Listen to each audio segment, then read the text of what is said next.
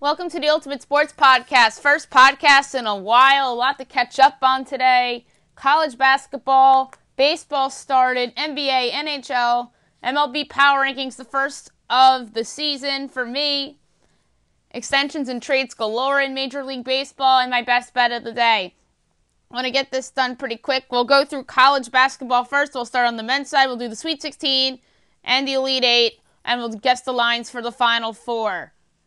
So, Thursday night was the Sweet 16. Gonzaga over Florida State, 72-58. That was a good game until the end. Purdue over Tennessee, 99-94 in overtime. That was a classic. Texas Tech over Michigan, 63-44. That was not competitive. And Virginia over Oregon, 53-49. The Ducks almost pulled off that upset. Friday night, Michigan State over LSU, 80-63.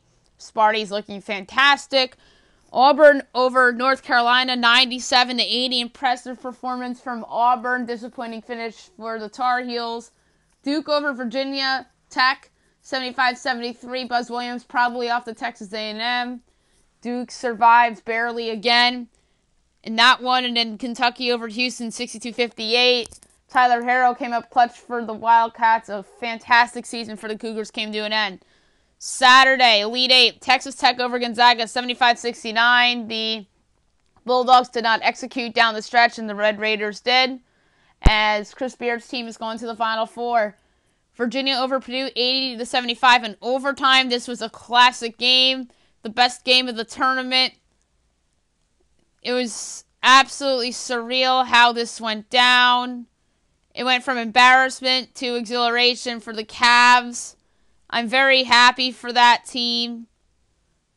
And then, obviously, the shot that forced overtime came off a missed free throw by Ty Jerome, because Purdue smartly fouled up 3, and the missed free throw, and then Mabdai Dakake gets the offensive rebound, and then he passes it to Kahee Clark, and then Clark passes it back to Diaki, and he makes a shot at the buzzer, and then it goes to overtime, and the Cavs close it out, and now they're in the Final Four for the first time in Tony Bennett's career there, and that program has a lot to be proud of. It's fair to say that that team has had a successful season. Sunday, Elite 8, 2 fantastic games. Auburn over Kentucky, 77-71 in overtime. Auburn has the blow of Chuma Okeke's torn ACL. I would have picked Auburn on my podcast if Okeke wasn't hurt, but then Okeke got hurt. Then I thought Kentucky would win. Auburn proves me wrong. Now Bruce Pearl's team's off to the Final Four, and then Michigan State over Duke, 68-67 in an all-time classic. Zion Williamson's college career is over, and Tom Izzo's in the Final Four for the first time in 4 years. So that school's back to being the big game school that they were. I doubted them a few times this year because they were not succeeding in big games ever since the Middle Tennessee loss. They weren't succeeding in big games, and now they finally win a big game for the first time in a long time. And this is perhaps one of the biggest wins in Izzo's career, especially over somebody that he never beats, and that is Coach K and the Duke Blue Devils. So guess the lines. The first game is Virginia and Auburn. I think the Cavs are favored by, let's guess, 6. And the number is 5.5. And then Texas Tech and Michigan State. I'm going to say that Sparty is favored by 5, and they're favored by only 2.5. I think that's ridiculous. By the way, both games are Saturday. Auburn, Virginia is at 6 on CBS, and the other game is at 8:45. These are going to be 2 great games. I can't wait. I'm going to make my picks on Saturday morning for these 2 games. And let's switch over to the women's side of things. There's some interesting results there. Sweet 16, UConn over UCLA, 69-61. UConn was challenged in that game by UCLA, and they pull away late. Mississippi State over Arizona State, 76-53. Louisville over Oregon State, 61-44. Oregon over the Cinderella South Dakota State, 63-53. Sweet 16 continues. Iowa over NC State 79-61. Baylor over South Carolina 93-68. South Carolina had a disappointing season. I expect them to have a bounce back a little bit next year. Notre Dame over A&M 87-80. So the Irish get challenged a little bit. And then Stanford over Cinderella, Missouri State 55-46. Now Missouri State's head coach is, in all likelihood, on her way to becoming the Lady Vols head coach. Elite Eight, UConn over Louisville 80-73. Gino Auriemma's team got off to a fast start, and they were a 2-seed surprisingly this year, and they make the Final Four. And Gino does what he always does, and then that program is going to be under pressure this weekend because they lost in the Final Four in back-to-back years, and I believe it was back-to-back buzzer beaters too. And then Oregon upsets Mississippi State 88-84. Very good on the Oregon Ducks. They've had an outstanding year this year. Disappointing finish for the Lady Bulldogs. And then last night, Baylor over Iowa 85-53. Baylor's just dominating everybody. And then Notre Dame over Stanford 84-68. These games will be played on Friday night, and then the championship game is Sunday. It's going to be interesting to see who wins this. I'm going to have my picks on the day those games will be played, obviously. Now we're going to move on to Major League Baseball. We're just going to go over results from yesterday and look ahead to tonight's games and the pitching matchups. Cardinals over the Pirates 6-5 in 11 innings. The Cardinals are 2-3. Pittsburgh's 1-2. Jordan Hicks gets the win. Stephen Brault the loss. John Gant the save. Paul Goldschmidt's off to a good start for the Cards this year. Adam Wainwright pitched in this game. 4 innings, 4 hits, 4 runs, 4 walks, 3 strikeouts. His ERA is an ugly 9. Chris Archer started for Pittsburgh. He was very good in his season debut. 5 innings, 2 hits, no runs, 3 walks, 8 strikeouts. Has a 0 ERA. Indians over the White Sox 5-3. These two games, the Cardinals, Pirates, and this one were a part of the ESPN quadruple header. Cleveland's back to 500 at 2-2. Chicago's 1-3. 2-0 on the year now for Chicago is for Cleveland out of their bullpen. Dylan Covey the loss, Brad Hand the save. Carlos Santana's off to a solid start back with his old team again. Hanley Ramirez homered for the Indians the other day. Maybe he'll prove to be a good addition for that team. Mike Clevenger, sensational. 7 innings, 1 hit, no earned runs, 3 walks, and a whopping 12 strikeouts with an ERA of 0. And for Chicago, Ivan Nova, 7 innings, 6 hits, an earned run, a walk, and 4 strikeouts. His ERA is 1.29. Brewers over the Reds 4-3. Christian Yelich owned the Reds last year. He had the cycle against him. I'm fascinated to see what he does here. He just went 1 for 5 in this game. Brewers are 4-1. Cincinnati's 1-2. The winning pitcher in this game, Alex Wilson, new addition to that bullpen. Raisel Iglesias charged with the loss. He gave up the run in the 9th inning. It was a RBI double by Ryan Braun. And then Josh Hader gets his 3rd save of the year. So it looks like Hader's going to be the closer for Milwaukee this year. Zach Davies started 5 innings, 4 hits, 2 earned runs, 4 walks, 6 strikeouts. His ERA is 3.6. Tanner Roark in his Reds debut, 4 in the 3rd inning, 6 hits, 3 runs, 3 walks, 6 strikeouts. His ERA is 6.23. Braves over the Cubs, 8-0. The first win of the season for the Braves after getting swept by the Phillies. They're 1-3. Chicago's 1-3 too.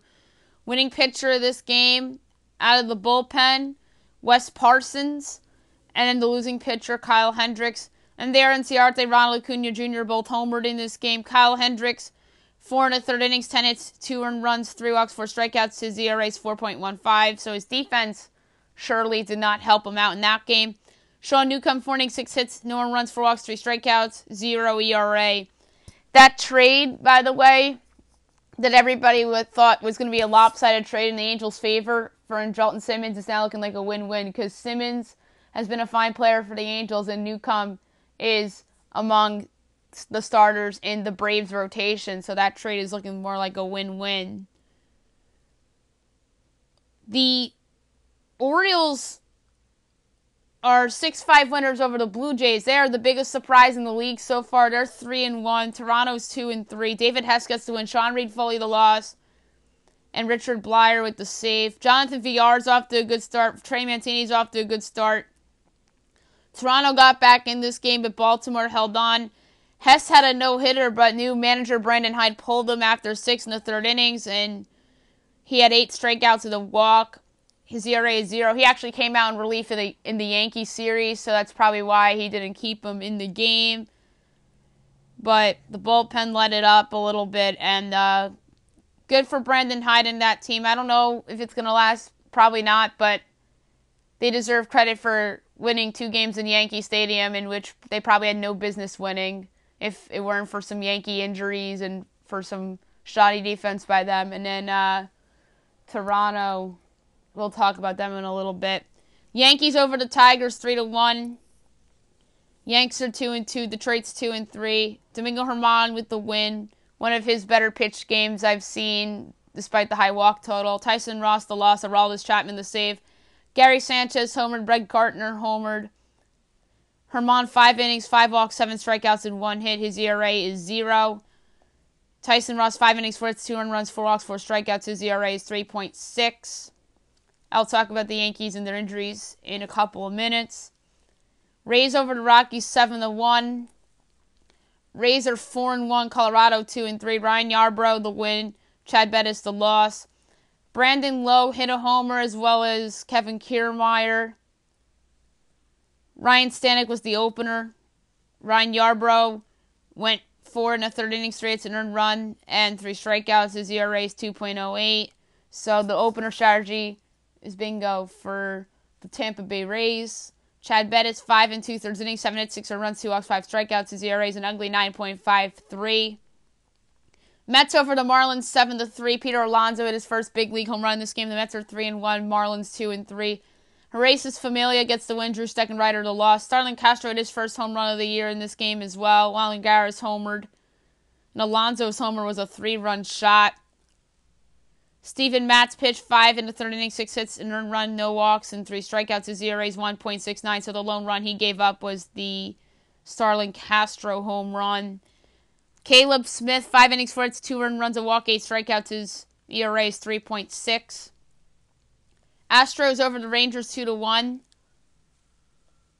Brad Peacock the win.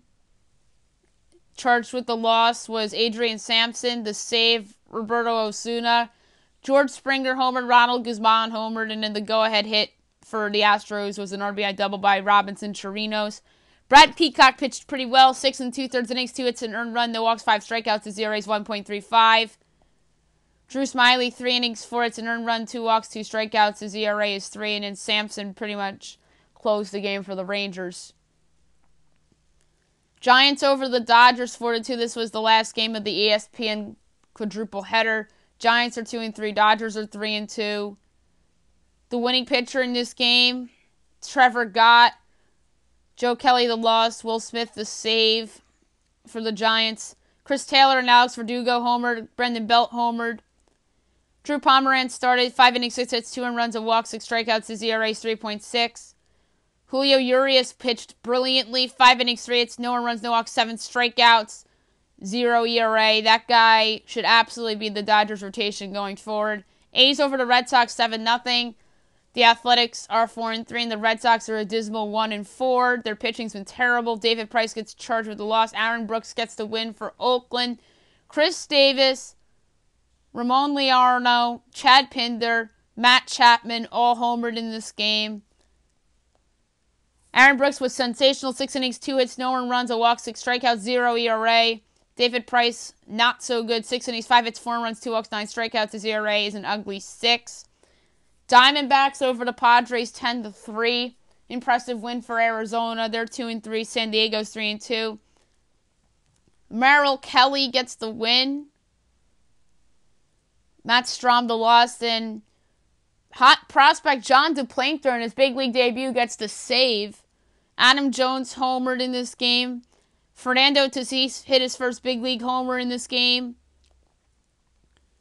Merrill Kelly, 6 innings, 5 hits, 3 runs, 2 walks, 3 strikeouts. His ERA is 4.5. DePlanter, scoreless 3 innings, gave up a hit and struck out 2. He has a 0 ERA. Strahm was terrible. 2 2/3 innings, 8 hits, 5 runs, 3 walks, 2 strikeouts. His ERA is an ugly 16.88. Mariners over the Angels 6-3. Mariners hot start continues. They're 6-1. Angels are 1-4. Felix Hernandez gets the win. Chris Stratton the loss. And Robbie Elias the save.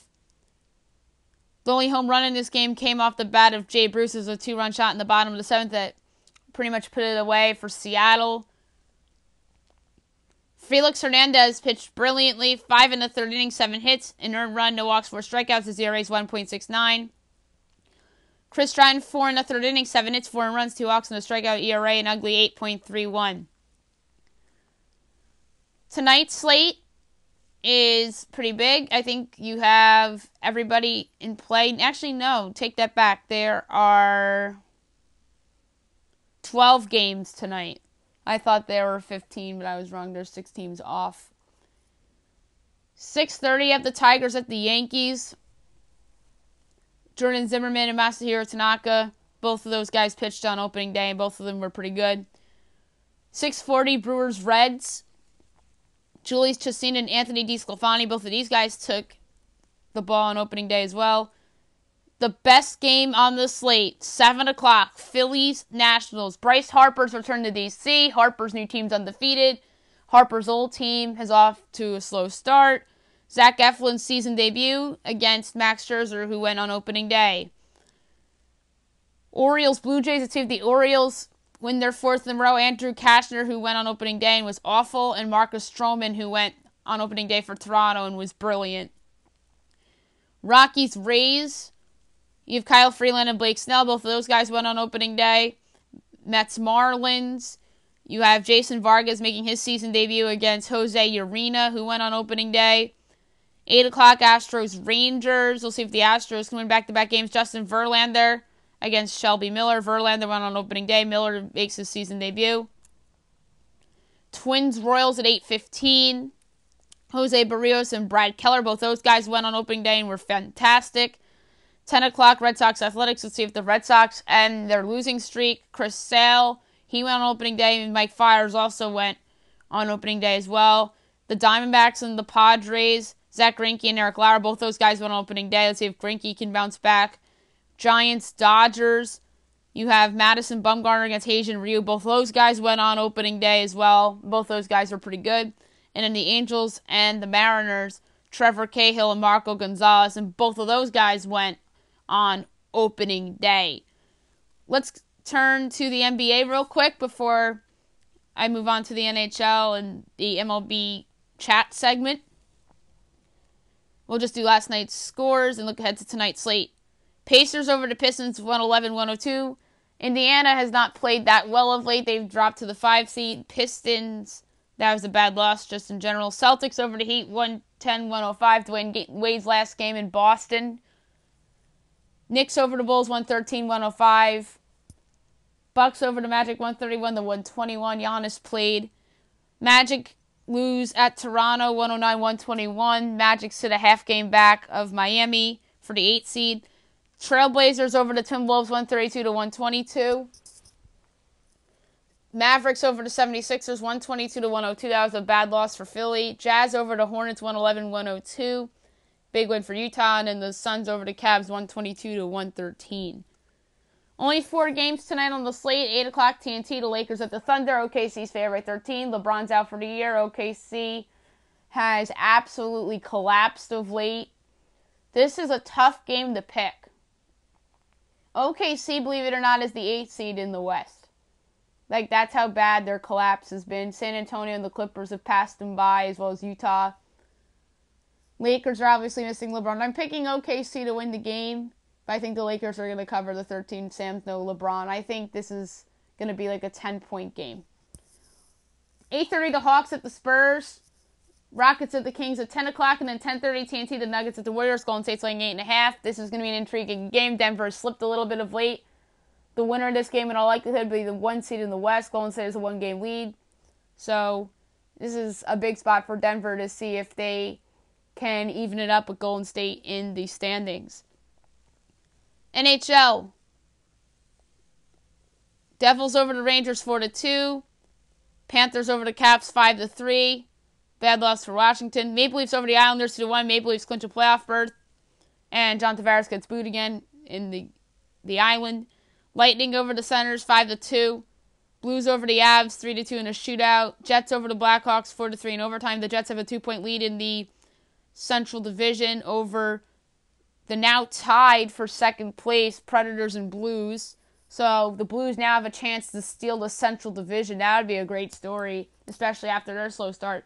Golden Knights over the Oilers 3-1, and then the Flames over the Kings 7-2.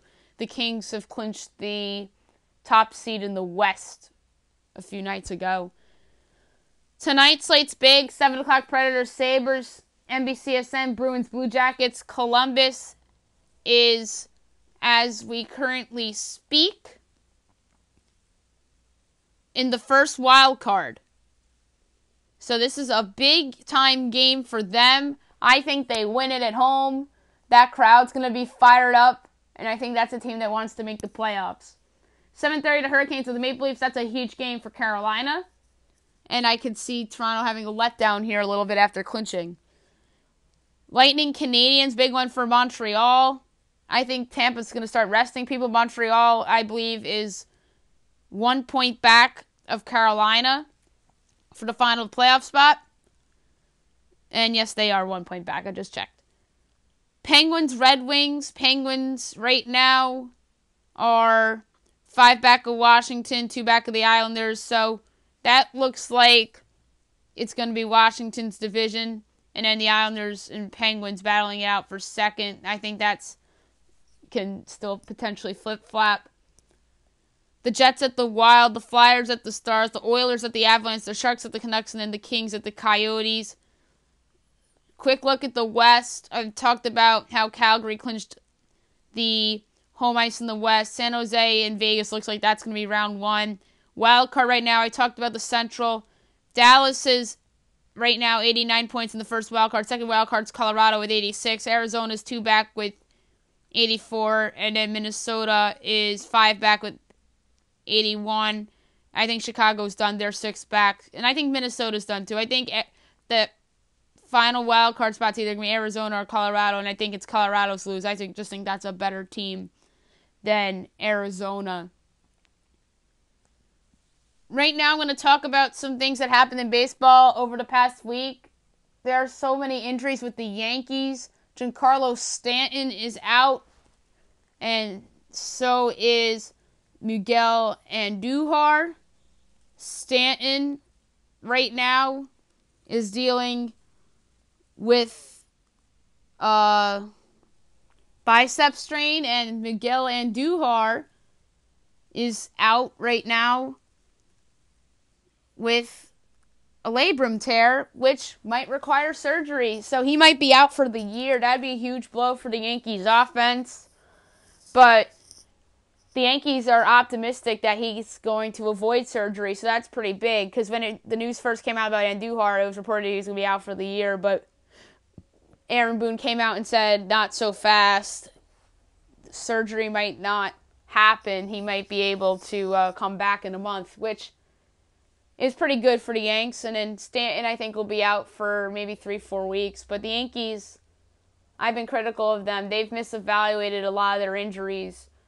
Aaron Judge's broken wrist was a good example of that last year. The timetable was 3 weeks. He was out for nearly a month and a half, and that cost the Yankees the American League East last year, and Jacob Junis threw at Judge. The Red Sox extended Xander Bogaerts. They gave him a big contract extension, which doesn't surprise me because a lot of teams are extending players. It's a 6-year extension. I think it's like $132 million. Or it might be 7 years, $132. It's something like that, but smart extension for Boston and Bogaerts. And then Ronald Acuna and the Braves, 8 years, $100 million. That's well-deserved. Jacob deGrom got paid. I believe we discussed that on the podcast last week. Tonight is Bryce Harper's return to D.C. I talked about that. One more thing before I get to my baseball power rankings. A surprising story from the weekend involving now Dallas Maverick Kristaps Porzingis. he was accused of rape, which the Knicks knew about, and they lied to the Mavericks and said that the investigation was extortion, but nope, it was a rape, and this is going to be interesting. I'm interested to see how Adam Silver handles this situation, see how Rick Carlisle and Mark Cuban handle it. If he was still on the Knicks would be getting absolutely destroyed in the media, and now it makes sense why they traded him and they threw him in the package to clear the cap space. So, hey, you never know sometimes, and sometimes the team knows more information than the fans, and in this case, with the rape allegations of Porzingis, the Knicks obviously knew something that nobody else knew. But the only way the Knicks get credit for this trade is if that cap space turns into Kevin Durant. So, to me, the Knicks don't win this trade because Porzingis raped a girl. So, it still remains to be seen for me. Now let's move on to power rankings in baseball. I'm going to go from 3 to 1, and the theme of this one is looking back on these statements about each team, and as well as questions 4 weeks later, and see what's true and what's false.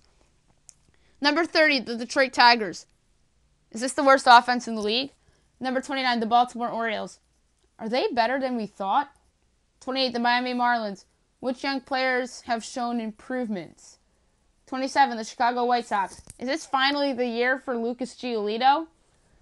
26, the Kansas City Royals. Is Brad Keller an ace? 25, the Arizona Diamondbacks. The starting pitching is the worst in the National League. 24, the Toronto Blue Jays. Will somebody else be moved within the next 4 weeks? We saw Kendrys Morales get moved on the eve of opening day, and then we just saw Kevin Pillar, the defensive wizard, get moved to the San Francisco Giants for a couple of prospects. 23, the San Francisco Giants. Bumgarner looks motivated to be traded in his contract year. 22, the Texas Rangers. We hit, we don't pitch. Same old Rangers. 21, the Los Angeles Angels. Where's Mike Trout's power? 20, the San Diego Padres. Fernando Tatis already the National League Rookie of the Year favorite.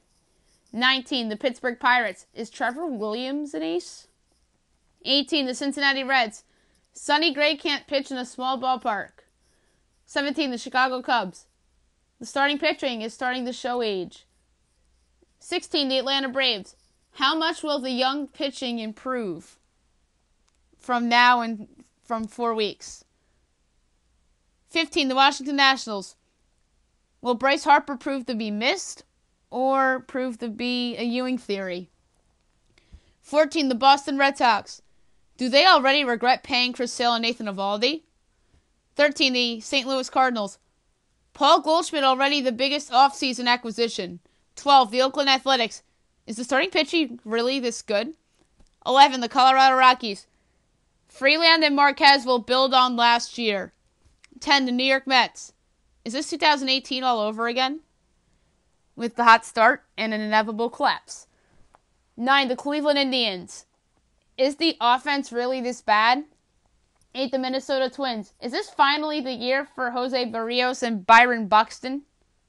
7, the Seattle Mariners. Is the offense really this good? 6, the New York Yankees. I bumped them a couple spots because of the injuries and the fact that they lost twice to what was the worst team in the league, we thought. They already regret re-signing Jay Happ and not trading Miguel Andujar, who's now hurt, to Cleveland for either Trevor Bauer or Corey Kluber, or to San Francisco for Madison Bumgarner. And they already regret not signing Manny Machado, a part of that too. That might just be an overreaction, but the whole point of this is looking back on 4 weeks and see what statements are true and what's not. 5, the Milwaukee Brewers. Christian Yelich is already the favorite to repeat as National League MVP. 4, the Los Angeles Dodgers. Joe Kelly's the biggest free agent flop. 3, the Tampa Bay Rays. Blake Snell's regression is real. 2, the Philadelphia Phillies. Bryce Harper will live up to the contract. Number 1, the Houston Astros. Is the offense a little worse than we thought? Or did they just run into good pitching? Alright, and quickly, I wrote down some things I want to see and questions I had for each team as they went into their opening series and within their first 3 series of every team. Arizona, my first thing with them and the Dodgers. Greinke back in LA, how does he do? He was bad. At San Diego, how the pitching approaches Tatis and Machado and versus the Red Sox. How do they respond in their home opener? We don't know the answers to the last 2 questions. We'll know when I do the power rankings next week. Atlanta at Philly. Prove you're no fluke. And they proved that they might have been a fluke. Home Chicago Cubs going on right now. Playoff preview. And home Miami over the weekend. Take advantage of a bad team. Baltimore at the Yankees. It will be ugly. It was ugly on Thursday, but they couldn't have asked for a better last 2 games against the Yanks. At Toronto, should be a little better than New York, but it looks like they carried over some success from New York, so hey, good for them. But you never know, they could lose the last 2 and look like the team that they were on opening day. And then home Yankees, do they live up to what they were over the weekend against the Yankees at home? All right, Boston at Seattle. Prove you're still the world champs. Nope. At the Athletics. Try not to get no hit again. Because don't forget, last year, Sean Manaea no-hit that team. And that was the coming out game for Sean Manaea. And then at Arizona over the weekend, do not look ahead to the home opener. Chicago Cubs at Texas. How do Yu Darvish and Clemens respond back against their former team? They both sucked. And then at the Braves, Jason Hayward against his old team. Let's see how he does in the next couple games. And then at Milwaukee over the weekend, prove it's still your division to lose. Chicago White Sox, they opened out at Kansas City.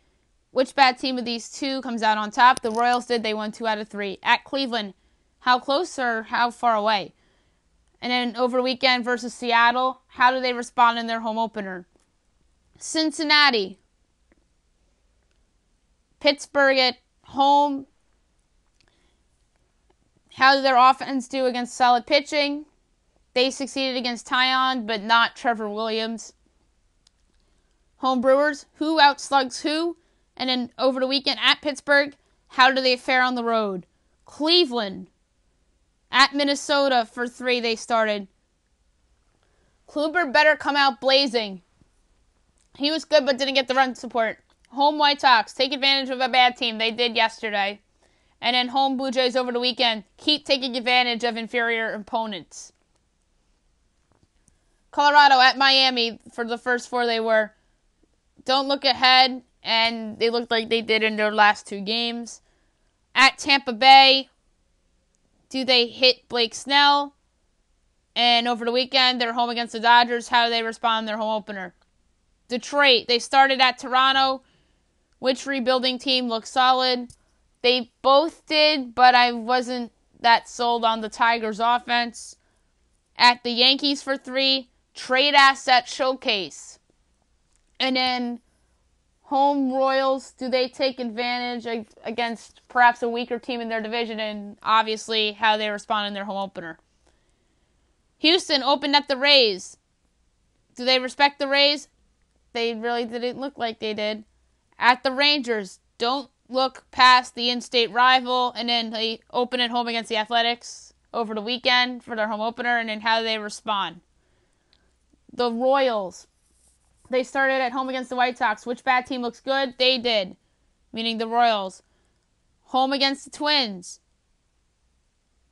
How do they respond against the improved Twins? And then over the weekend, the Royals are playing against the Tigers in Detroit. How do they respond on the road? The Angels started at Oakland. Will Trout continue to own the A's? He hit .333 in that series without a home run, so not really. At Seattle, who's the third best team in the National League West. And then versus Texas at home, who wins the Slugfest? Dodgers. They started at home against Arizona. Don't look past the bad team, especially at home. Dominated 2 games, barely got by them on Sunday, and then lost on Friday night. San Francisco home, going on right now, continue to dominate versus bad division teams, and then at the Rockies, continue to prove who rules the West. The Marlins versus Colorado. Which young players show early signs? Sandy Alcantara did. He pitched very well. Home Mets.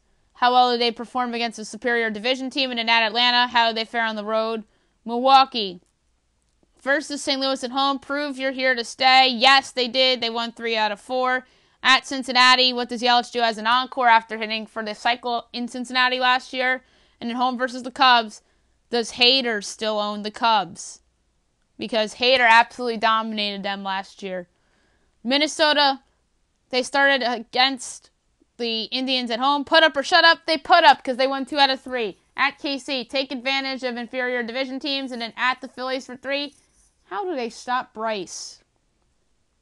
Next up, the Mets. They started at the Nationals. Did they suck you in, or was it a doom and gloom? They sucked them in. At the Marlins, don't look past the bad team. And then versus the Nats at home, how will the rematch fare in their home opening series? Yankees versus Baltimore, they opened at home versus them.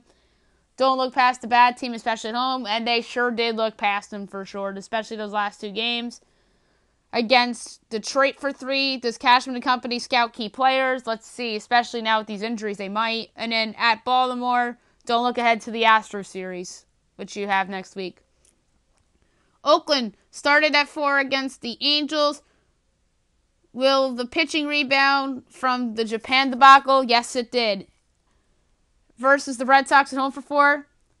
Do they get up for the champs? And then at the Astros, prove you're still competitive in division play against the best team in the division. Philly, they opened at home against the Braves. Is the Bryce right? Looks like it. At Washington for 2. How does the team respond in Bryce's return? And then versus the Twins for 3. Will pitching succeed versus the new Twins lineup? Pittsburgh at Cincinnati for 3. They started. Is the pitching for real? Tyon disappointed. Williams was great. Home versus the Cardinals. How does the team respond at home? And then versus Cincinnati at home. How do they fare in a rematch? St. Louis at Milwaukee for 4. Will Goldie be golden? Yes. He had the 3 home run game and then he homered again. At Pittsburgh, don't look past the Buccos. And then versus the Padres over the weekend, take advantage of a bad team at home. San Diego versus the Giants. Does Manny man up? I'm going to say that Manny had some moments, but he had a batting average in that series of 200, so he did not man up. Versus Arizona, take advantage of inferior teams in the division. At St. Louis, how the team fare away from home. San Francisco at San Diego, how mad is the Mad Bum? He looks mad and he looks angry and he looks motivated to get traded to another team, it looked like. At the Dodgers, how far away are they, really? And then versus the Rays, how do they respond in the home opening series? Seattle versus Boston for 4. How will Japan's success translate versus the champs? It sure did. Versus the Angels for 2.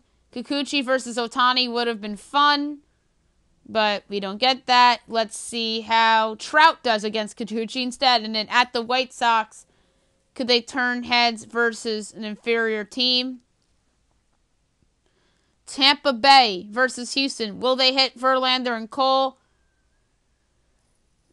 Austin Meadows homered off of Verlander. Other than that, they didn't do anything off of him. And then Garrett Cole was not very good in Tampa Bay, so they had some success against Garrett Cole. Versus the Rockies, will they hit Freeland and Marquez? Remain to be seen. And then at the Giants, don't look past the bad team. Texas versus the Cubs. Will offense succeed against aging Cubs pitching? Yes, it did. Versus the Astros at home. Will they get up for the rivalry? And then at the Angels, how do they stop Trout? Toronto versus Detroit for 4 at home in the opening series. Take advantage of a bad team in the home building. 2-2. Versus Baltimore. This sets them up for a good start. They lost the first game, so we'll see how the rest of it plays out. And then at Cleveland, how do they fare against inferior pitching? Or I should say superior pitching, my bad. And then last but not least, the Nats. Home versus the Mets. Will they outpitch the Mets? No, they did not. Versus Philly for 2. Will the fans cheer or boo Bryce? And then at the Mets over the weekend, how they fare in a rematch remains to be seen. Now I'm going to do my best bet of the day, brought to you by FanDuel. I'm going to go baseball, basketball, and hockey. We'll start in the NBA. We'll go with the Thunder. Don't feel super about it, but we'll go with the Spurs. We'll go with Houston. We'll go with Golden State, so we'll pick all 4 games tonight in the association. We'll go to baseball. The pitchers are listed too, so that's good. We'll take the Yankees over Detroit. We'll take Verlander in Arlington against Shelby Miller and the Rangers. I'm staying away from Chris Sale because he was so bad the other day. And then we'll go over to hockey, and let's go with the Predators on the road in Buffalo, the Penguins on the road in Detroit. I'm avoiding Tampa Bay because they're on the second of a back-to-back.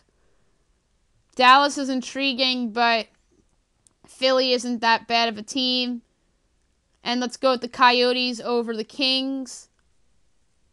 And in terms of NIT and stuff like that, we'll go with, although I'm not super about it, we'll go with Marshall over Hampton. That's 10, 22-1.